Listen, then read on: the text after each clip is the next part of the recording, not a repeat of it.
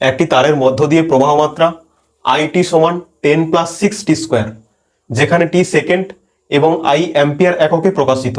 2 second সময়ে পরিবাহীর যে কোনো প্রস্থচ্ছেদের মধ্য দিয়ে প্রবাহিত আধানের পরিমাণ কত? তাহলে এই কোশ্চেনটাকে কিভাবে সলভ করবে? বলছে যে আধানের পরিমাণ কত। তো একটা ভাই এই কোশ্চেনটা জানতে চেয়েছে যে দাদা এটা ইন্টিগ্রেশন হবে না ডেরিভেটিভ হবে, কিভাবে বুঝবো? দেখো আই সমান দেওয়া আছে 10+6t²।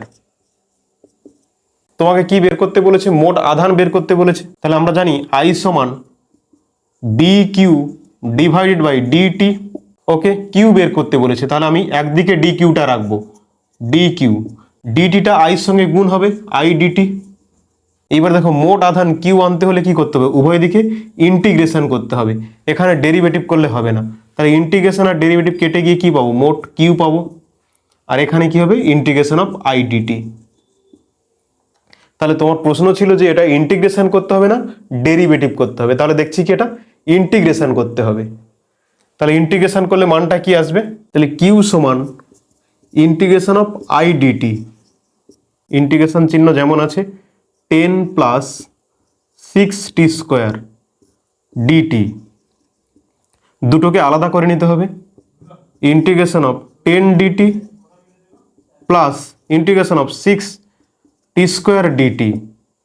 10টা ধ্রুবক বাইরে বেরিয়ে আসবে, ইন্টিগ্রেশন অফ ডিটি প্লাস 6 ধ্রুবক বাইরে বেরিয়ে আসবে, ইন্টিগ্রেশন অফ t² ডিটি। এখানে ইন্টিগ্রেশন আর ডেরিভেটিভ পাশাপাশি আছে, কেটে যাবে, তাহলে কত হবে? 10t প্লাস এখানে ইন্টিগ্রেশন করলে কি পাওয়া যাবে? 6 যেমন আছে টি কিউ ডিভাইডেড বাই 3। এখন টির মান বলে দিয়েছে 2 সেকেন্ড, তাহলে কিউ অ্যাট 2 সেকেন্ড কত হবে? 10 × 2 প্লাস এখানে 6, টির মান 2, 2 কিউব করলে কত হয়? 8 ডিভাইড বাই 3, 3 2 6, তাহলে এখানে 10 দিয়ে 20 প্লাস 16, 20 প্লাস 16 সমান হবে 36 কুলম্ব। আধান চেয়েছে, আধানের একক হয় কুলম্ব। তাহলে তোমার প্রশ্ন ছিল কি, যেটা ইন্টিগ্রেশন করতে হবে না ডেরিভেটিভ করতে হবে?